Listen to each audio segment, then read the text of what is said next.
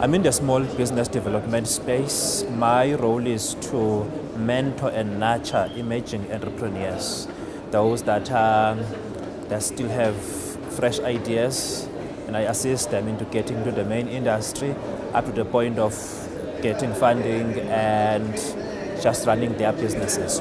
That's one component of the business. The second component of the business is skills development training.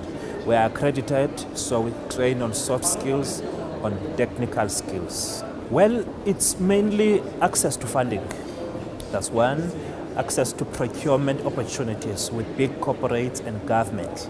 Currently, with our African governments, there's a lot of red tape and also a lack of understanding of the SMME industry, which is the key to turning an economic jack in any country. But currently we've got a lot of red tapes, a lot of bottlenecks.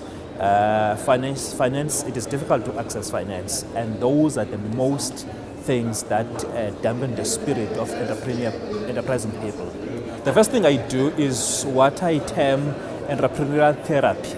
It is to sit with them, understand why are they venturing into entrepreneurship. Is it because there is economic challenges? Is it because they are passionate about it, or they are just getting into it by chance? Because entrepreneurship is difficult. Some they do not make the time because once you get into it, it will make you determine or discover if you are meant for it or if you are just getting there by accident. So we sit down just to understand what they want to do, what space or sector do they want to venture into. Do they have the knowledge, the skills, the capacity of getting there, or are they just taking a chance? So those are the first basics. Then you take it to your legal staff. Are they registered?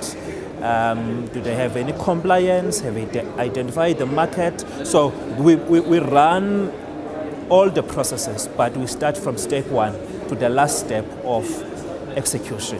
It can help. I heard here they are talking about billions of dollars in terms of deals. And for SMMEs, all you need is supply chain value. Whilst you are allocating your stake to a big multinational company to do something for you, give a portion to SMMEs. These people don't need necessarily money, but they need an opportunity to showcase their innovation in terms of the products, to showcase their innovation in terms of services. So all we're asking for from government and all we're asking for from big corporates is to give the SMMEs space to trial and run what they are showcasing, what they are bringing into the market. So you give a small portion of what you would allocate your procurement into a big company, just 5%. You don't know what it can do in terms of unlocking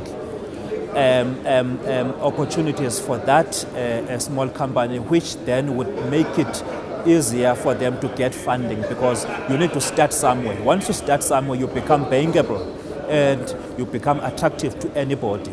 And you just need one person or one company who can say, we want to give you a chance to make a trial, and we will be patient with you. So that is all that we need here. So this space and this market can open a lot in terms of the SMMEs.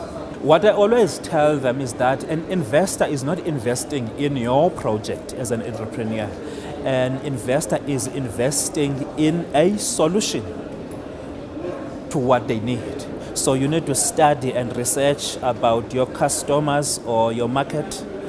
Get to know them so that when you go to pitch to them, you pitch to them a solution.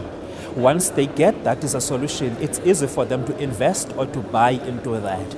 And most of the time, you don't need necessarily banking finance, but you need an opportunity to sell your product or to sell your service so that they can buy it. Once they buy it, then the banking industry will come easy in terms of topping up, and so that we can expand in terms of operation. So all we always say is that each and everybody or the investors have got a lot of proposal coming in. good and brilliant proposal,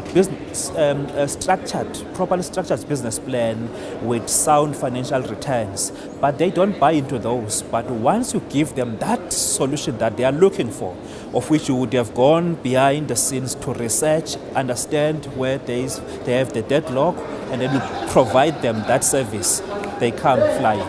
For me, it is the coming together, the convergence of Africans, the industries, the captains of industries coming together, the heads of states and governments putting together the resources that can unlock so much that has not been tapped into by our continent. That is the first thing that we need. Then it will make us to be more attractive to our sister continents from Europe, from America, Asia, and otherwise. But it can only start from within. Before we can attract investors from outside of the continent, something must be done here, because there's a lot of resources, there's a lot of capacity, but it just needs someone to take a step of faith and open the doors. And then we're good to go.